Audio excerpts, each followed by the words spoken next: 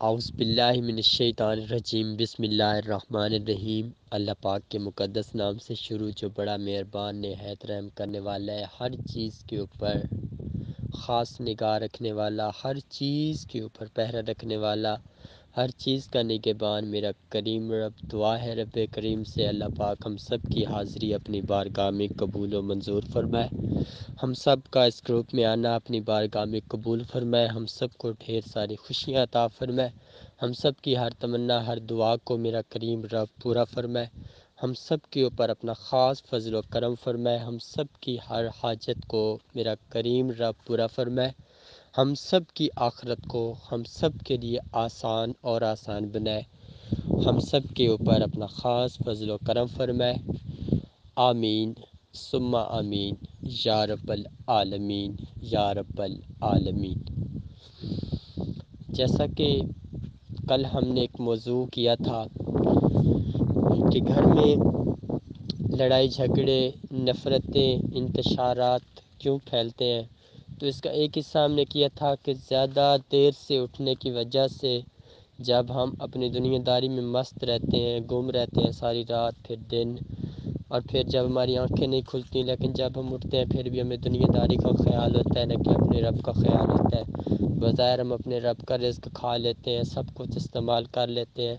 اسی پانی سے اب منہ بھی دھوتے ہیں، لیکن ہم اسی پانی سے وضو بھی بنا سکتے ہوتے ہیں، لیکن ہمارا من نہیں کرتا، مگر ہم اسی پانی سے اپنے منہ کو صاف ضرور کرتے ہیں، اپنے جسم کے اوپر پانی ڈال کے نہا ضرور لیتے ہیں، لیکن اس پانی سے ہم کبھی شکر نہیں ادا کرتے رب کا، نہ ہم غسل کر پاتے ہیں کہ ہم اپنے آپ کو فریش کر سکیں، اپنے رب کی بندگی میں خود کو شامل کر سکیں۔ تو آج کا جو ہمارا اگلا موضوع ہے، اگلا پوائنٹ ہے، وہ ہے دوسری کون سی چیزیں ہیں جو گھر میں لڑائی جھگڑے انتشارات کو مزید بلند کرتی ہیں، اونچی سطح پہ لے کے جاتی ہیں۔ تو اگلا جو چیز ہے وہ ہے زیادہ سے زیادہ تیز آواز میں بولنا۔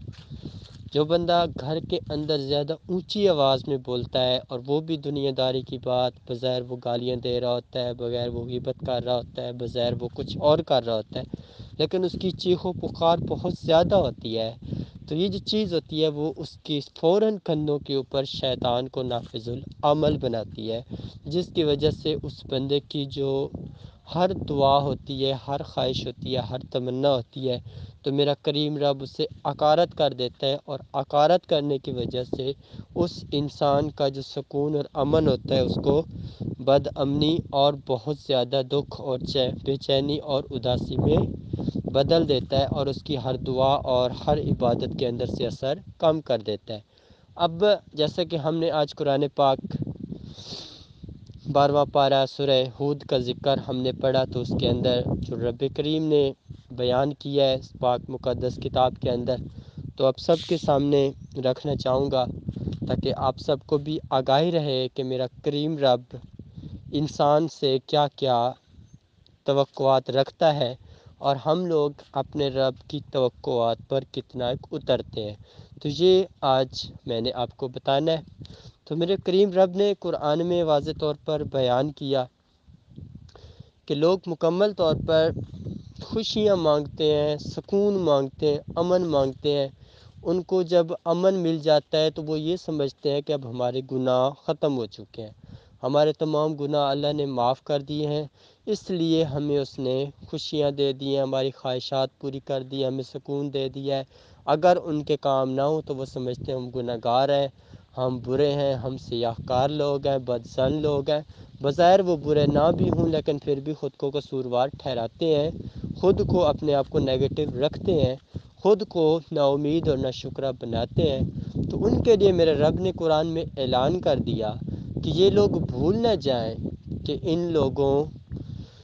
کے اگر کام ہوئے ہیں، ان لوگوں کو اگر آسانیاں ملی ہیں تو رب ان سے راضی ہوا ہے، بلکہ یہ کہ ان کے لیے وہ ایک اچھا سا عذاب، ایک اچھی سی آخرت ان کی بنا رہا ہے، تاکہ ان لوگوں کو پتہ چلے گا کہ ہم لوگ صرف اپنی خواہشات کو، اپنی عبادات کو اپنے مقاصد کی حد تک استعمال کرتے ہیں۔ کبھی ہم نے نہیں سوچا کہ یہ جو ہم عبادت کرتے ہیں دکھاوے کی کرتے ہیں، یا اس عبادت کے اندر کوئی پاور بھی ہے، یا یہ عبادت ہمیں اللہ کے قریب کر رہی ہے، یا ہمیں اپنی دنیا داری کی طرف لے کے جا رہی ہے۔ جب بھی ہم رب سے سوال کرتے ہیں تو کوئی ہم یہ مانگتے ہیں، کوئی کہتا ہے میرے گھر میں پریشانی ختم ہو، کوئی کہتا ہے میرے بچوں کی پریشانی ختم ہو، کوئی کہتا ہے میرا یہ کام ہو، کوئی کہتا ہے میرا یہ کام ہو۔ کبھی ہم نے یہ بھی کہا ہے کہ اے اللہ ہم کو بھی معاف فرما دے، پوری امت مسلمہ کو بھی معاف فرما دے، ہمارے اولاد کو بھی معاف فرما دے، اور ہم سب کو وہ کام کروا دے جس پہ تو بھی راضی ہو سکتا ہے، تیرا حبیب بھی راضی ہو سکتا ہے، اور ہم کو ہر شر شیطان کے شر سے محفوظ فرما دے، ہماری ہر دعا اور عبادت کو اپنی بارگاہ میں قبول فرما دے، ہمارے مقاصد اس سے حال نہ کر بلکہ ہماری آخرت آسان بنا دے۔ تو ہم لوگ جب اپنے مائنڈ میں بار بار یہ سوچتے ہیں تو میرے رب نے قرآن کریم کے اندر واضح طور پر بیان کر دیا کہ اگر ان کے کام ہو گئے تو اس کا مطلب یہ نہیں کہ اللہ نے ان کو معاف کر دیا، اگر ان کی خواہشات پوری ہو گئیں تو یہ نہ سمجھے کہ اللہ نے ان کو معاف کر دیا، بلکہ اللہ پاک نے ان کے لیے مزید مشکلات بنا دی ہیں، ان کو دنیا کی خوشیاں دے کے، کیونکہ یہ لوگ صرف اپنی دنیا کے بھوکے ہیں، ان کو دنیا کا لالچ ہے، دنیا کی غرض ہے، ان کو اپنی خواہشات کا ہی خیال ہے، ان کو صرف اپنا ہی غم یاد رہتا ہے، سب کچھ ان کے مائنڈ میں چلتا ہے۔ تو میرے رب نے ان کی اس ہا کو ختم کرنے کے لیے ان کی اس ناشکری ایک بات کو 100 بار دن میں بیان کرنے کی وجہ سے رب نے ان کی اس مصیبت کو دور کیا ہے کہ بار بار یہ بولتے رہتے ہیں، بار بار بولتے رہتے ہیں۔ تو اکتا جانے کی وجہ سے رب نے قرآن میں واضح طور پر بیان کیا کہ ہم ان کی خواہش کو پورا کر دیتے ہیں، تاکہ ان انسانوں کو اندازہ ہو جاتا ہے، پھر وہ یہ سمجھتے ہیں کہ ہمارے گناہ اب اللہ نے معاف کر دیے، اس وجہ سے ہمارے کام ہوئے ہیں، ہمیں سکون ملا ہے، ہمیں خوشیاں ملی ہیں، سب کچھ ہوا ہے۔ تو پھر رب نے اسی چیز کو مزید کلیم اپ کیا، واضح کیا کہ نہیں، ان کے لیے رب نے اچھا سا عذاب بھی بنایا ہے، تاکہ ان کو یہ نہ بھول رہے کہ ہمیں آگے ہمارے کوئی گناہ نہیں ہے، ہمارے پچھلے گناہ ختم ہو چکے ہیں، ہم نے جو کچھ کیا اب ہمیں سزا ملی ہے، ہم نے دکھ اٹھایا، تکلیفیں اٹھائیں، سب کچھ اٹھایا، اب ہمیں کوئی مسائل کا شکار نہیں ہونا پڑے گا، بلکہ اب ہمارے سارے معاملات، ساری زندگی ہماری آسان ہوتی جائے گی۔ تو رب نے ان کو بیان کر دیا کہ ایسے کچھ نہیں ہے، بلکہ آپ لوگوں کے لیے اب جو آخرت ہے وہ مزید دردناک اور تکلیف دہ بنے گی، اور آپ جتنی بھی کوشش کرو گے، جو کچھ بھی ہمت لگاؤ گے، تو آپ کی کوئی بھی بات نہیں مانے جائے گی۔ تو رب نے اس چیز کو قرآن پاک میں واضح طور پر بیان کر دیا، جب حضرت نوح علیہ السلام سے رب نے کہا کہ آپ جاؤ اپنی قوم کو بتاؤ کہ یہ میرا رب ہے، اس کو پوجو، اپنی ساری باتیں چھوڑ دو، سارے خیالات چھوڑ دو۔ تو رب نے ایک حضرت نوح علیہ السلام کو مخاطب کر کے انسانوں کو ایک پیغام دیا ہے، مسلمانوں کو پیغام دیا ہے، خاص کر امت یہ مصطفیٰ صلی اللہ علیہ وآلہ وسلم کو پیغام دیا ہے کہ وہ یہ نہ سمجھیں کہ یہ باتیں باقی امتوں کے لیے تھیں، بلکہ باقی امتوں کا حال انہیں بتایا گیا کہ انہوں نے بھی ایسا کیا تھا، اور رب نے ان کے ساتھ پھر ایسا کیا تھا، اور پھر دوبارہ جب ہم نے امت مصطفیٰ بنائی تو پھر رب نے پھر بھی واضح طور پر بیان کر دیا کہ امت مصطفیٰ کو بھی اب ہم دیکھ رہے ہیں، اگر رب چاہے تو ان کے اوپر سب بڑی سب عذاب کی ڈال دے، لیکن اس محبوب کی خاص نگاہ اور کرم کی وجہ سے، اس محبوب کی محبت، اس محبوب کے چہرے کی وجہ سے، اس محبوب کے نور کی وجہ سے رب گوارہ نہیں کرتا کہ اس کی امت کے اوپر کوئی اتنا بڑا عذاب ڈالے کہ وہ فنا و برباد ہو جائے، یا ان کی شکلیں تبدیل ہو جائیں، یا ان کے رنگ بدل جائیں، یا ان کے اندر کوئی اور تبدیلی آ جائے، اگر مرد ہو تو عورتیں بن جائیں، عورتیں ہو تو مرد بن جائے۔ تو میرے رب کریم نے خاص طریقے سے اس امت کو محفوظ کیا، لیکن ایک لمٹ ہے۔ جب آقا دو جہاں نے بول دیا کہ اے میرے کریم رب، اب میری امت کے اندر رحم ختم ہو چکا ہے، اب واقعی یہ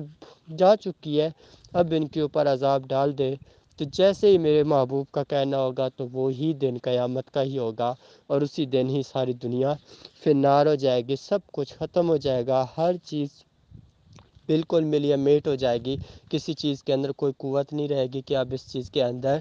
آپ کوئی دم ہے جو آپ کی مدد کرے، یا کوئی آپ کا ساتھ دے، یا کوئی سامنے آپ کیا ہے، بلکہ ہر چیز اچھے طریقے سے ختم ہو جائے گی، اور زمین ایسی بن جائے گی جیسے اس زمین کے اوپر کوئی بھی چیز نہیں آئی تھی، اس کا لیول میرا کریم رب اس طریقے سے بنا دے گا۔ تو یہ جو قرآن پاک کی ان آیات کا میں نے ذکر کیا، اللہ پاک ہم سب کو ان کو سمجھنے کی توفیق دے، آپ لوگوں نے اس کے اندر 3 پوائنٹس بنانے ہیں. پوائنٹس میں نے ہنٹ دے دیا کہ 3 پوائنٹس بنانے ہیں. اب سوچنے آپ نے کہ ان میں 3 پوائنٹس کون سے بنتے ہیں اور ان کا سلوشن آپ لوگوں نے نکالنا ہے اور اس کے بعد آپ نے جمع کروانا ہے. اللہ پاک آپ سب کو ان پر عمل کی توفیق دے. اور جتنے بھی اس لیکچر کے اندر جو کچھ میں نے بیان کیا ہے تو آپ سب لوگوں نے اس کو غور سے سننا ہے, اس کے اوپر توجہ دینی ہے, پھر اس کو اپنے مائنڈ میں سیٹ کرنا ہے, پھر اپنے ہارٹ میں سیٹ کرنا ہے, تاکہ آپ لوگوں کو پتہ چلے کہ ہم کون سی لیول پہ موجود ہیں, کون سی لائن پہ کھڑے ہیں. یہ جو قرآن پاک کی آیات ہے ان کا کیا مطلب ہے, اللہ پاک ایسا کیوں کہہ رہا ہے, اس کے کہنے کی کیا وجوہات ہو سکتی ہیں. تو یہ ساری چیزیں آپ لوگوں نے سوچنی ہے, غور میں لے آنی ہے. اس کے بعد آپ لوگوں نے ان کو سمجھنا ہے اور ان پر عمل کرنا ہے. اور جو 3 پوائنٹس نکلیں گے وہ آپ سب لوگوں نے اپنے پاس نوٹ کرنے ہیں اور مجھے بتانے ہیں کہ یہ 3 پوائنٹس ہمیں سمجھ میں آئے ہیں, اور یا ان کا سلوشن بتانا ہے یا پھر وہ پوائنٹس ڈھونڈنے ہیں اور آپ لوگوں نے جواب دینا ہے. اللہ پاک ہم سب کو اس بیان پر عمل کی توفیق دے. ہم سب کو آخرت کی اور موت کی تیاری کرنے کی توفیق عطا فرمائے. آمین ثم آمین یا رب العالمین.